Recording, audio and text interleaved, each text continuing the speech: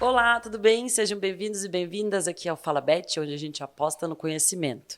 Eu sou a Bruna Calegari, Head de Marketing na Trio Pagamentos, também especialista em consumo, do entretenimento e cultura.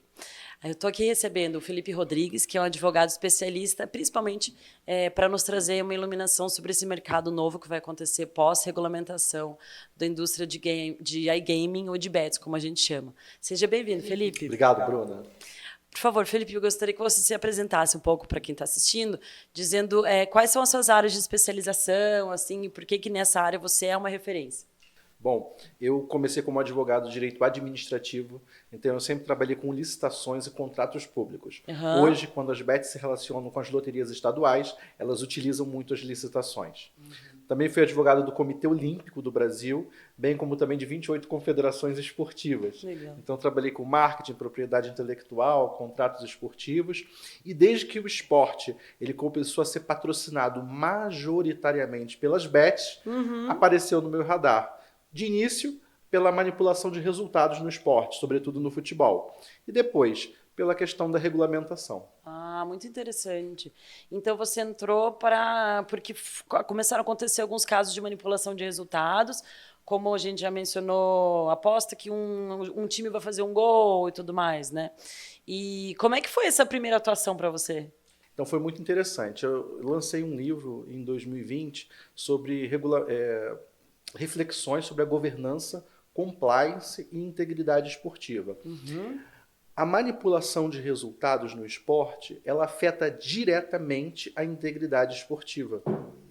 É um risco pior do que o doping, porque o doping ele afeta o atleta. Sim. E A afeta reputação do atleta. do atleta. No entanto, a manipulação de resultados ou match fixing, ele afeta toda a cadeia esportiva. Então isso é muito prejudicial para o esporte. Perde a modalidade esportiva, perde a sociedade, perde o fã, porque não acredita mais, e a própria bet, ela sai prejudicada, porque os seus clientes, eles não vão acreditar mais na sua plataforma. Então, todos perdem, né? E talvez a bet seja uma das mais prejudicadas nesse sentido. Com certeza. Quando conversamos com o pessoal da Netrin, que é de compliance, que é o IC, ele disse especificamente, Gelson, que o mau apostador, especificamente nesse quesito da manipulação dos resultados, era um dos piores apostadores que a Bet poderia ter. Então, mesmo antes da regulamentação estar em pauta, já era de intenção das bets tirar essa pessoa do bolo, né, de apostadores, porque, como você mesmo disse, existe toda uma gama de más intenções que pode acabar prejudicando a imagem de muitos envolvidos, né? Mas hoje a gente vê que também a imagem das bets está sendo, de uma forma bem ampla, maculada, principalmente por maus apostadores, também por má publicidade que vem acontecendo. Então, ainda não é de conhecimento geral de maioria dos brasileiros que essa regulamentação vai acontecer e que, através dessa regulamentação, a gente vai conseguir ter um universo e um mercado melhores para todo mundo envolvido no mercado. Então, como você vê essa regulamentação, né, a Lei 14.790, que começou agora em outubro, já começar a dar os primeiros passos, mas entra em vigor no dia 1º de janeiro. Como você vê para a sua área especificamente os principais pontos positivos dela? Bom, primeiro eu preciso dizer que desde 2018, com a Lei 13.756, as apostas esportivas no Brasil, elas se tornaram legalizadas. Quando a Lei 13.756, ela compara as apostas esportivas às apostas de cota fixa, ela traz da ilegalidade para a legalidade. Então, desde 2018, é legal apostar no Brasil. No entanto, essa lei ela disse que seria passível de regulamentação. Passível. No entanto, esperou-se 5 anos e não foi regulamentado. Apenas no ano passado, com a Lei 14.790, né, no finalzinho do ano, lá em 29 de dezembro, coincidentemente, até a data do meu aniversário, saiu, né, a Lei 14.790 e regulamentou. Pois bem, essa lei ela trouxe princípios que nos ajudaram a entender a regulamentação, embora ela fosse desdobrada em diversas portarias, que foram depois publicadas pelo Ministério da Fazenda. Eu vou dividir aqui em 5 temas principais. Tá. Licenciamento, né? Pode haver uma só licenciada ou pode haver várias licenciadas, né? Quanto que vai se pagar para ter uma licença? Na federal são 30 milhões, em alguns estados 2 milhões, em outros 2 milhões. Segundo, a parte da tributação. Quanto vai ser de tributo para esse setor? Qual é o imposto setorial? Na federal são 12%, chamado GGR. Terceiro, a parte comercial, os produtos comerciais. Pode ser físico, pode ser online, até que ponto pode ser permitido, né, a determinadas questões de publicidade. Quarto, a questão da integridade esportiva. Esse é um pilar muito importante também sobre esse assunto. E, por fim, a questão do marketing. Então, esses 5 pilares, eles foram trabalhados na Lei 14.790 e detalhados em pelo menos 10 portarias temáticas publicadas pelo Ministério da Fazenda. Entre uma delas, a de meios de pagamento, onde, estando dentro da Trio Pagamentos, a gente acompanhou bem de perto, que é proibição de cartão de crédito, de cripto, apenas por Pix. E daí você trazendo o Pix, você consegue visualizar quem é o apostador, porque todo mundo vai fazer um Pix do seu próprio CPF. Tem uma maneira melhor de você controlar assim, quem está dentro desses lugares. Né? Excelente lembrança, Bruna. Essa foi a portaria 615. Essa portaria, ela nos ajudou porque ela forma, na verdade, um verdadeiro muro contra a lavagem de dinheiro, um verdadeiro muro contra o financiamento ao terrorismo, atividades criminosas. Então, os meios de pagamentos, utilizando-se dessa portaria, cumprindo a portaria, estando em compliance, estando em conformidade, eles vão estar certos que não vão estar cometendo crimes no Brasil ao trabalhar com apostas esportivas. Lindo. E em relação exatamente ao patrocínio esportivo, acredito que muito tenha mudado, né? Porque se a gente pensa que as empresas, apesar de elas estarem podendo atuar no Brasil, elas não tinham um compromisso fiscal com o Brasil, e o patrocínio ele está muito conectado com o compromisso fiscal. Ainda mais quando a gente fala de licitações, ou patrocínio público-privado, leis, né, como a Lei Piva, que você é um especialista, até a Lei Rouanet, que na cultural também. Então, como você vê o mercado de patrocínio esportivo de janeiro em diante? Como que ele está se desenhando? Bom, é preciso dizer que, recentemente, a Portaria 1231, ela trouxe diversos tópicos em relação ao marketing, em relação à publicidade. Algumas questões ficaram bem claras. As bets, elas não podem patrocinar projetos que envolvam ensino, elas não podem patrocinar escolas fundamentais, ensino médio, universidade, hospitais. São áreas, digamos assim, neutras. Não pode haver campanha de bet nesses lugares. Essa é uma questão. Outra coisa, a lei deixou claro que existem aquelas licenças que são estaduais. Aqui no estado do Paraná, nós temos a Lotopar. No Rio de Janeiro, nós temos a Loterge. Quem retirou a licença estadual não pode patrocinar uma equipe nacional. Um exemplo. Então, a BetX. A BetX, se ela tirou a licença no estado do Paraná, na Lotopar, ela não pode patrocinar a seleção brasileira, porque a licença dela é estadual. Ela precisa tirar uma licença federal para patrocinar.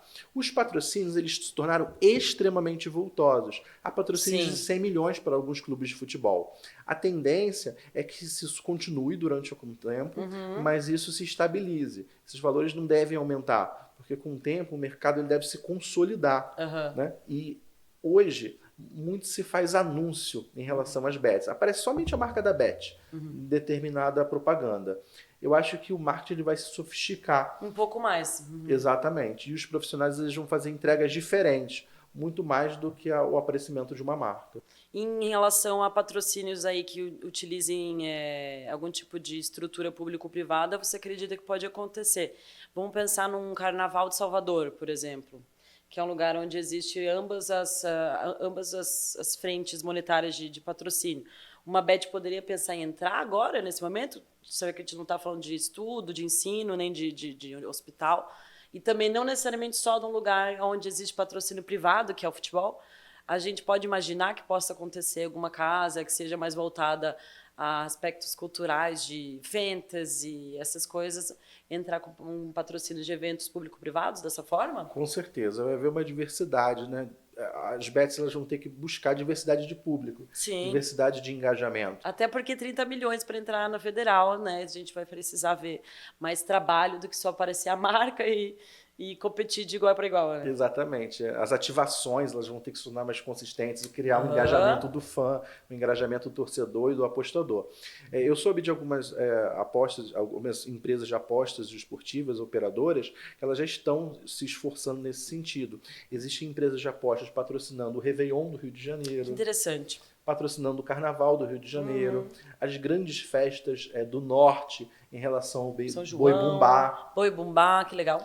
E os grandes festivais do Nordeste, de música voltada para o Carnaval, bem como também, né, festivais sertanejos no Centro-Oeste. Então, há uma diversidade muito grande de oportunidades.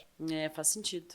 E você tem algum caso que você gostaria de comentar que foi alguma coisa de patrocínio que você ficou satisfeito em fazer parte, assim? Sim. Recentemente, eu estou auxiliando um grupo de empresários na criação do X1. O X1 é o futebol, só que 1 contra 1. E as bets... X1, já ouviu falar lá do Nordeste, né? Exatamente. Puxa, muito interessante. É uma febre no Nordeste, a gente está trazendo para o Rio de Janeiro. Um abraço para a galera do X1. Muito bom. E muito possivelmente vai haver um grande evento, né, em fevereiro, né, no X1 no Rio de Janeiro. E as bets, algumas estão patrocinando, algumas estão incentivando, e elas vão fazer uma grande competição entre elas. E muitos dos jogadores, além de jogarem futebol, naturalmente, eles são subcelebridades, celebridades. Sim. Então vai ter uma grande oportunidade de engajamento e contato com os fãs. Poxa, bem legal. Eu posso rodar agora o nosso bingo da Fortuna, que é um lugar onde a gente vai trazer a gente pode trazer alguma mudança na nossa conversa. Se sair uma bolinha vermelha, Felipe, é uma polêmica que você vai ter que compartilhar. Se sair uma bolinha azul, a gente mantém o nosso tópico. E se sair uma bolinha verde, você pode fazer um merchan sobre o que você está querendo trazer para os nossos telespectadores. Telespectadores, para os nossos casters. Beleza? Vamos lá. Nada ainda? Aê, vermelha! Polêmica. Saiu uma bolinha vermelha da polêmica. O que aconteceu, Felipe, ultimamente, que você ou se negou a participar, ou que você viu acontecendo, e você gostaria de... Não precisamos dar nomes aos bois, claro, mas só uma polêmica que aconteceu no que você falou, poxa, não vou entrar nessa. Existe uma polêmica hoje muito interessante no mercado. A polêmica é a seguinte... As pessoas que recebem, os cidadãos brasileiros que recebem Bolsa Família, eles podem usar os recursos do Bolsa Família para apostas? Polêmica. Esse é um assunto que está dominando as pautas, né? Principalmente na mídia. Existem duas correntes, né? Uma que diz assim, olha, o dinheiro que é recebido por Bolsa Família é um dinheiro focado em ação social, é um dinheiro de fomento, ele não deveria ser utilizado para apostar. Sim. É para alimentação, é para educação, é para transporte. Outros dizem o seguinte, olha, o dinheiro do Bolsa Família não é um dinheiro cunhado, é um dinheiro dado para o apostador, e o apostador faz o que quiser com ele. Se o apostador ele pode ir no mercado e comprar cerveja, por que ele não pode usar parte do dinheiro para apostar? Se o apostador ele pode usar para comprar cigarro, por que ele não pode usar para apostar? Enfim, então existem esses dois pontos de vista. A pergunta não é se o apostador, na minha visão, né? A grande questão não é se o apostador pode ou não pode usar o dinheiro do Bolsa Família para apostar. Para mim, a grande questão deve o Estado tutelar a escolha dos indivíduos? Será que o Estado tem o direito de escolher aonde ele gasta? Aonde o indivíduo vai gastar o seu dinheiro? Então essa, para mim, é a grande questão. E me parece que, tanto na mídia quanto no segmento, há um foco diferente. As pessoas ficam focando apenas se pode ou não pode o indivíduo gastar o dinheiro com apostas. Com apostas, Quando a questão é superior. A questão é superior, é sobre se você tem direito de dizer com que a pessoa pode gastar o seu dinheiro. Que grau de intervenção estatal pode haver na sociedade? É verdade. Faz muito sentido. Polêmica, muito boa polêmica, Felipe, gostei. Voltando então para o agora, depois do nosso circuito de polêmica, Felipe, o que você acha que as empresas poderiam atuar de agora até começo de janeiro, quando vai de fato pegar a regulamentação da 14.790, os principais pontos mesmo que elas devem atuar e onde elas podem buscar ajuda? Olha, antes de te responder, eu vou dizer o seguinte: existem dois grandes grupos no mercado. Tá, Existem bets que são extremamente profissionais, bem preparadas e já estavam em compliance antes da regulamentação. certo. E existem operadoras que não estavam em conformidade, estavam fazendo uma espécie de vida louca antes da regulamentação. Entendo. Essas empresas que estavam em desconformidade, elas precisam rever as suas políticas corporativas. Elas precisam entrar em conformidade, porque a partir de 1º de janeiro, elas serão fiscalizadas. E elas serão fiscalizadas de todos os lados. Elas serão fiscalizadas pelo Ministério da Fazenda, pelo Ministério Público, pelo Banco Central, pelo CONAR, Pelas instituições de pagamentos pelas que vão instituições fazer. de pagamento. Enfim, pela própria mídia, que vai pesquisar, investigar, e principalmente pelos órgãos de defesa do consumidor. Existem bets que ainda hoje não permitem que os apostadores façam retirada do dinheiro a qualquer momento. Isso é uma loucura. É extremamente proibido, segundo a regulamentação. Então, esse é o primeiro ponto. As empresas precisam entrar em conformidade. O segundo ponto que eu gostaria de mencionar é em relação ao marketing. O marketing também, ele, digamos que durante esses 6 anos em que não houve regulamentação, o marketing agiu de forma livre, havia um verdadeiro livre mercado. Um Deus dará. Um Deus dará. Na casa da mãe Joana. Exatamente. E hoje existem diversas regras que estão pautando a ação das operadoras. Mas o mais importante, hoje, segundo a portaria 1231 da Secretaria de Prêmios e Apostas do Ministério da Fazenda, as operadoras, as bets, elas são solidariamente responsáveis por tudo que os seus afiliados, influenciadores, Justo. embaixadores publicarem. Então, se os seus embaixadores e os seus influenciadores, eles fizerem qualquer tipo de anúncio, de publicidade, dizendo assim, olha, aposte que você vai ficar rico. Apologia. Apologia a drogas, a pornografia, apologia ou fazer qualquer tipo de preconceito ou discriminação, a Bet será responsabilizada solidariamente.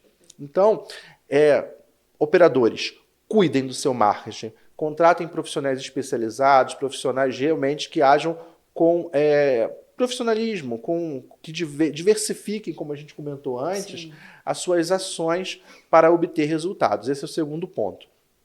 E o terceiro ponto que eu gostaria de mencionar, além desses dois, é em relação ao jogo responsável. Eu acho que muito depois da compliance e marketing, a junção desses dois poderes, o Capitão Planeta é o jogo responsável, né? Porque exatamente, são dois lugares onde, se você conseguir ter uma organização que seja colocada de uma forma coesa, responsável, você tem o jogo responsável por sequência, né? Exatamente, Bruno. Sequência lógica. De forma muito resumida, o jogo responsável é todo o sistema de normas e princípios que faz com que o apostador ele proteja-se psicologicamente, ou seja, a sua saúde mental, e também o seu bolso, a sua saúde financeira. Basicamente é isso. Essa ideologia, esse princípio, ele precisa ser transversal em toda a indústria. Todas as áreas da empresa, de uma operadora, e todos os membros do ecossistema de apostas, reguladores, apostadores, certificadores, empresas de marketing, clubes de futebol, de pagamento, todos precisam estar na mesma página e trabalhar o jogo responsável. No entanto, a lei, a portaria 1231, ela diz que a operadora ela tem que se preocupar com que todos os seus colaboradores, todos os seus funcionários, todos os seus prestadores de serviços, todos os seus influenciadores sejam capacitados em jogo responsável. Uau. Então, na verdade, o que precisa haver em todo o mercado é um aculturamento. Sim. A lei, ela não produz cultura. Quem produz cultura... São as pessoas e os envolvidos. Através de educação, de treinamento. Isso. Por isso, essa semana do jogo responsável, né, que estava acontecendo, que foi onde a gente... se cruzou, eu e o Felipe, inclusive, muito importante, feita pela Lotopar. Depois a gente vai trazer o Daniel da Lotopar para falar sobre de onde veio essa ideia também, e acredito que seja algo que a gente vai ver em todas as grandes cidades acontecendo essas semanas, esses fóruns, até algum tipo de eventos maiores, né, trazendo dentro dos próprios eventos de gaming, eventos de esportes, ter sobre o jogo responsável, porque vai ser realmente uma corresponsabilidade entre todos os participantes envolvidos. Isso é muito importante, que as operadoras, elas contratem profissionais. Quando a gente faz um treinamento para uma operadora, para uma empresa, para um grupo de afiliados, a gente procura pegar a portaria e traduzi-la numa linguagem fácil. Sim. Né? Porque a portaria ela está repleta de informações jurídicas. Sim. Ela está repleta de termos que não são usuais, não são conhecidos pelos profissionais de marketing, não são conhecidos pelos afiliados. Muitos desses afiliados não têm nem formação superior. Sim. Então é preciso, digamos assim, traduzir essa portaria para que todos aqueles que trabalham junto às bets, elas possam compreender os seus limites de atuação, saber o que efetivamente podem falar e o que não podem, bem como também estar a par dos seus principais princípios. Ou seja, menores não podem apostar, ludopatas não podem apostar, pessoas envolvidas com esporte, politicamente, esportivamente envolvidas, atletas, árbitros, jogadores, dirigentes, os parentes mais próximos, todos esses não podem apostar. Então, tudo isso precisa estar muito claro para os principais envolvidos. Perfeito. Acho que vai ser uma evolução muito interessante desse mercado, assim, a partir de um ponto que isso estiver bem claro para todo mundo. E no futuro, Felipe, o que você vê em relação à melhoria desse mercado? Porque a gente se encontra numa guerra de narrativas muito grande também, né, em relação à mídia e tudo mais. Sabemos que, assim como o tabaco, assim como bebida alcoólica, o jogo, ele não é saudável, né? Ele não é uma coisa assim que traz benefícios, mas ele é entretenimento. Entretenimento, assim como a pessoa vai para a igreja para socializar, assim como ela vai para shows, como ela gasta o dinheiro dela para financiar canais de YouTube que ela gosta, jogos que ela gosta, né, de RPG, ela pode ter o direito dela de jogar no cassininho, né, dela dentro do celular dela, de apostar no time dela. Então, a gente tem que trazer muito mais para esse lugar da normalidade, que o brasileiro não experimentou essa normalidade durante muitos e muitos anos, que foi proibido isso, né? Então, eu gostaria que você me trouxesse uma perspectiva assim, jurídica, de experiência mesmo, de como vai ser esse futuro, e assim que essa narrativa de que a Bet é o pior de todos os demônios acontecer, você acha que isso vai acontecer? Você acha que a regulamentação vai auxiliar para isso? Eu acho que, na verdade, depende. Depende do quê? A elite brasileira, os empresários brasileiros, as associações brasileiras de apostas esportivas, elas precisam entender o seguinte: para que esse mercado ele tenha estabilidade, sustentabilidade, precisa haver basicamente educação e pesquisa. Por quê? Educação vai fazer com que justamente todo o mercado ele seja educado e trabalhe bem. E a sociedade ela possa compreender os benefícios sociais advindos do jogo. Isso só acontece com a educação. Além disso, em relação ao jogo responsável, a meta é que todos os jovens, todas as crianças sejam educadas em relação ao jogo antes de se envolverem com ele de forma antes entretenimento. De chegar aos 18 anos, né? Exatamente. Como a gente vê em vários países onde o jogo já existe há muitos e muitos anos, não é uma coisa, uau, eu posso entrar ali e jogar. Crianças e jovens têm que conhecer o jogo de forma pedagógica, compreender os riscos associados a eles antes de se tornarem apostadores. Perfeito. Para quando entrarem em contato com o jogo, se quiserem, façam isso de forma equilibrada. Isso só vai acontecer quando outro ator entrar, digamos assim, na regulamentação, o Ministério da Educação. O Ministério da Educação ainda não entrou na regulamentação. E seria fundamental que isso acontecesse, não somente para gerações atuais, mas sobretudo para gerações futuras. Eu acredito que isso possa acontecer daqui a um tempo, quando a gente já estiver vendo a arrecadação federal, né, que eles já distribuíram para que áreas que vão, e tem ali um pedaço que vai para a área de educação, né, de formação.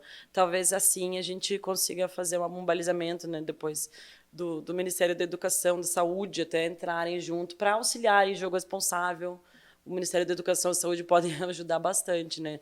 Trazendo até alguma coparticipação, assim como aconteceu com o CONAR e com o Banco Central. O Ministério da Saúde ele já está um pouco no radar, né? Legal. Já vai lançar algumas campanhas, né? Já estão Perfeito. planejadas algumas campanhas em associação com o Ministério da Fazenda. Então, o Ministério da Saúde ele já tem um envolvimento com o tema. O Ministério da Educação ainda não tem. Agora, outro ponto que eu gostaria de mencionar em relação a essa futurologia é a questão da pesquisa. A pesquisa ela é muito importante, principalmente para direcionar recursos, para entender o mercado, como ele se comporta, como ele vai se comportar. Principalmente pesquisas envolvendo o jogo responsável, como proteger crianças e adolescentes de diversas formas. Quem está fazendo isso de uma maneira muito clara são os Estados Unidos. Os Estados Unidos, no último ano, em 2023, eles investiram 40 milhões de dólares só em pesquisas relacionadas ao jogo responsável. Observatórios, pesquisas funded, né? E até pesquisas de universitárias mesmo, né? De sociologia, psicologia.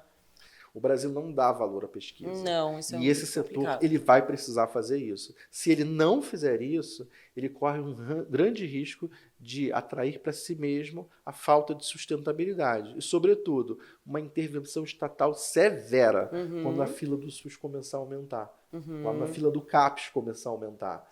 Né? Então, essa intervenção, bem como também as crises reputacionais sucessivas, são um grande perigo para a nossa indústria. Investir em pesquisa faz muito sentido, porque você envolve a inteligência em cima de vários fatores que não estão sendo necessariamente observados, né? Então, é muito legal. Você gostaria de falar mais alguma coisa, deixar uma última mensagem, Felipe? Eu só gostaria de dizer que tanto o nosso Instituto de Gestão Esportiva quanto a própria Jogo Positivo, nós estamos focados em educação e treinamento. Então, nós temos diversos cursos para ajudar o mercado a fazer com que o mercado ele realmente tenha condições de atuar, os seus profissionais eles realmente sejam treinados e capacitados, tanto na regulamentação, quanto também em temas que são extremamente relevantes, como a própria questão do jogo responsável. Eu agradeço o convite e a participação, foi um prazer estar aqui com você. Obrigada a você, Felipe, por estar aqui. Obrigada a você por estar assistindo a gente, por estar aqui apostando no conhecimento junto com o Fala Bet. Segue o canal para sempre a gente se veja aqui para a gente conversar um pouco mais e aprofundar o diálogo sobre o que está acontecendo nesse mercado de apostas. E, se Deus quiser, levando ele para um lugar muito mais interessante e mais seguro e mais responsável.